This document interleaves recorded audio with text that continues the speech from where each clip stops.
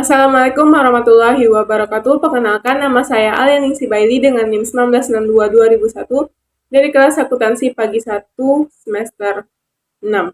Nah, di sini saya akan menjawab 5 soal untuk UTS mata kuliah Bank dan Lembaga Non-Bank di bawah bimbingan Ibu Ulfa Oktavani Nasution, SEMM. Untuk soal nomor 1 yaitu sebutkan dan jelaskan jenis-jenis lembaga keuangan. Nah, lembaga keuangan itu terbagi menjadi dua, yaitu lembaga keuangan bank dan lembaga keuangan non-bank. Kita bahas yang pertama yaitu lembaga keuangan bank.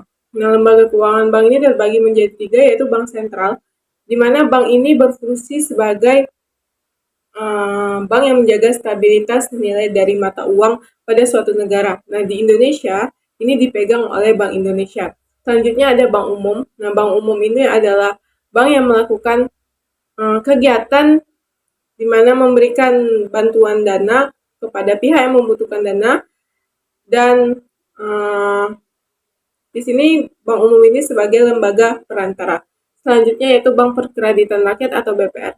Nah, BPR ini adalah bank yang hanya bisa melakukan aktivitas usahanya yaitu menghimpun dana dan menyalurkan dana. Jadi di bank BPR ini tidak bisa melakukan pelayanan lain seperti melakukan transfer atau inkaso atau clearing. Nah, baik, selanjutnya kita masuk ke dalam lembaga keuangan non-bank. Nah, contoh yang pertama yaitu pegadaian. Nah, pegadaian ini adalah bentuk usaha di mana ia memberikan pinjaman kepada pihak yang membutuhkan dana, tapi dengan syarat adanya agunan atau jaminan, bisa berupa barang maupun surat berharga. Lalu yang kedua ada yang namanya asuransi. Nah, asuransi ini suatu bentuk perusahaan di mana yang memberikan jaminan kepada pihak yang mendaftarkan dirinya untuk melakukan asuransi. Nah, contohnya itu bisa asuransi jiwa ataupun ada juga asuransi pendidikan. Ketiga yaitu adanya contoh lain yaitu koperasi simpan pinjam. Nah, ini merupakan bentuk usaha berupa penerimaan simpanan dan menyalurkan pinjaman kepada anggotanya. Lalu yang keempat ada yang namanya lembaga leasing. Nah, di sini lembaga pembiayaan yang menyewakan barang kepada masyarakat.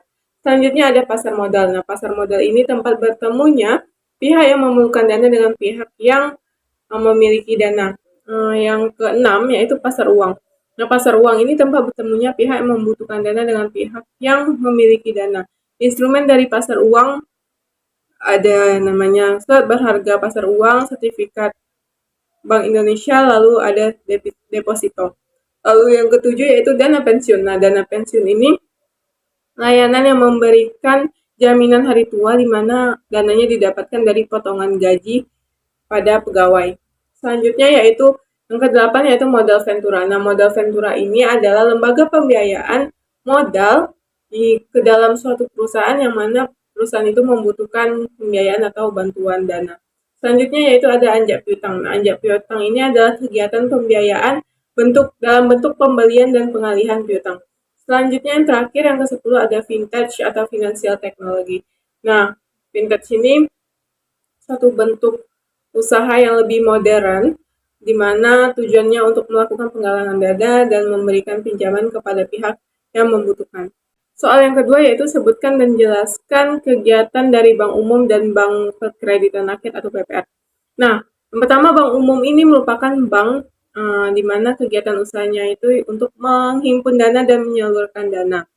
Lalu di sini kegiatan yang pertama funding. Nah, funding ini bisa menghimpun dana dari simpanan tabungan, deposito, dan giro. Lalu ada lending yaitu menyalurkan dana dengan cara memberikan kredit kepada nasabah yang membutuhkan. Lalu yang ketiga ada service atau layanan. Nah, layanan yang disediakan pada bank umum ini bisa saja seperti transfer, inkaso, clearing, bankcard, banknotes, safe deposit box, lalu ada traveler check. Lalu pembahasan yang kedua yaitu Bank BPR atau Bank Perkreditan Rakyat. Nah, bank ini tuh hanya aktivitas usahanya itu hanya dapat melakukan penghimpunan dana dan penyaluran dana. Ya, dia tidak bisa melakukan servis atau layanan lain. Nah, untuk funding ini di BPR hanya bisa melakukan menghimpun dari simpanan tabungan dan simpanan deposito. Lalu untuk lendingnya bisa menyalurkan kredit kepada nasabah. Nah, larangan yang tidak boleh dilakukan oleh Bank BPR ini yang pertama tidak boleh melakukan inkaso, tidak boleh melakukan clearing, tidak boleh melakukan aktivitas asuransi, dan di sini juga tidak boleh melakukan simpanan giro. Nah, selanjutnya yaitu nomor 3, sebutkan dan jelaskan sumber-sumber dana bank. Nah, dana bank ini berasal dari 3 sumber. Nah, yang pertama dana yang bersumber dari bank itu sendiri. Nah, ini nih berasal dari setoran modal dari para pemegang saham, lalu bisa dari cadangan yang bank itu sediakan, lalu kemudian berasal dari laba bank yang belum dibagi. Nah, yang kedua yaitu dana yang bersumber dari masyarakat. Nah, sudah jelas di sini bank menghimpun dana dari masyarakat bisa melalui simpanan tabungan, simpanan deposito, dan simpanan giro. Selanjutnya yaitu dana bank yang berasal dari lembaga lain. Nah, di sini bisa berasal dari likuiditas kredit dari Bank Indonesia, lalu bisa berasal dari surat berharga pasar uang, lalu bisa berasal dari pinjaman yang dilakukan dengan bank yang ada di luar negeri, lalu bisa juga melakukan pinjaman antar bank atau bisa disebut dengan call money. Baik, soal yang nomor 4 yaitu sebutkan dan jelaskan prinsip-prinsip dalam pemberian kredit.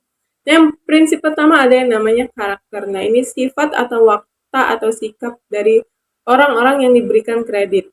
Nah, apakah orang-orang ini dapat dipercaya atau tidak? Nah, ini bisa dinilai dari gaya hidupnya, lalu hobinya, lalu juga bisa dilihat dari keadaan keluarganya. Nah, sifat yang kedua yaitu capacity. Nah, capacity ini untuk melihat kemampuan nasabah dalam bidang bisnis, yang mana ini dihubungkan juga dengan bidang pendidikannya. Nah, sifat yang ketiga yaitu kapital. Nah, ini bisa dilihat dari laporan keuangannya. Nah, kita lihat nasabah yang sudah diberikan bantuan atau kredit ini dalam mengelola modal yang diberikan. Nah, ini bisa dilihat dari laporan keuangannya dan juga bisa dilihat dari modal yang ada. Selanjutnya sifat yang keempat, prinsip yang keempat yaitu namanya kolateral. Nah, di sini merupakan jaminan yang diberikan nasabah kepada pihak bank. Bisa berupa jaminan fisik maupun jaminan non fisik. Nah, yang terakhir, prinsip yang terakhir yaitu namanya condition. Nah, di sini bank harus melihat kondisi nasabah, melihat dari segi ekonominya nasabah, lalu melihat dari prospek usaha yang nasabah tersebut lakukan, apakah bisa membayar kredit yang diberikan. Nah, itu untuk prinsip-prinsip dalam pemberian kredit. Baik, masuk ke soal yang terakhir yaitu soal nomor 5 yang dimana pertanyaannya sebutkan dan jelaskan jenis-jenis jasa bank. Nah, yang pertama ada yang namanya transfer atau kiriman uang. Nah, ini sudah dilakukan oleh banyak masyarakat Indonesia. Nah, transfer ini adalah sarana yang bank sediakan, yang bank berikan kepada nasabah yang mendaftarkan dirinya kepada bank tersebut. Nah, di sini transfer ini memudahkan nasabah untuk melakukan pengiriman uang dari antar bank, dari bank satu ke bank yang lainnya. Lalu yang kedua ada namanya clearing. Nah, clearing ini jasa penyelesaian utang piutang antar bank dengan cara melakukan menyerahkan warkat-warkat yang akan di-clearingkan. Nah, selanjutnya yaitu ada yang ketiga namanya yaitu inkaso. Nah, inkaso ini adalah jasa bank yang mana di sini menagihkan warkat yang berasal dari bank dari luar kota maupun bank luar negeri. Baik, selanjutnya yaitu ada yang namanya safe deposit box. Nah, ini suatu fasilitas yang bank sediakan untuk nasabahnya, di mana nasabahnya ini menyewa safe deposit box ini untuk menyimpan surat-surat berharga ataupun benda-benda berharga milik nasabah. Nah, selanjutnya ada yang namanya bank card. Nah, bank card ini dalam bentuk kartu plastik, di mana ini dikeluarkan oleh bank yang memudahkan nasabah untuk melakukan pembayaran secara digital. Lalu selanjutnya ada namanya banknotes. Nah, banknotes ini adalah uang kartal yang dikeluarkan oleh bank dan diterbitkan oleh bank di luar negeri. Selanjutnya ada traveler check. Nah, ini biasa disebut juga dengan cek wisata atau cek perjalanan. Jadi biasa ini dilakukan dicairkan atau dilakukan oleh nasabah yang ingin melakukan perjalanan wisata ke luar negeri. Nah, dia memakai traveler check. Nah, pihak bank akan membantu nasabah ini untuk mengeluarkan traveler check. Baiklah, itu tadi 5 soal pertanyaan untuk ujian tengah semester MK Bank dan Lembaga Non-Bank. Sekian dari saya. Akhir kata, wabillahi taufiq wal hidayah. Wassalamualaikum warahmatullahi wabarakatuh.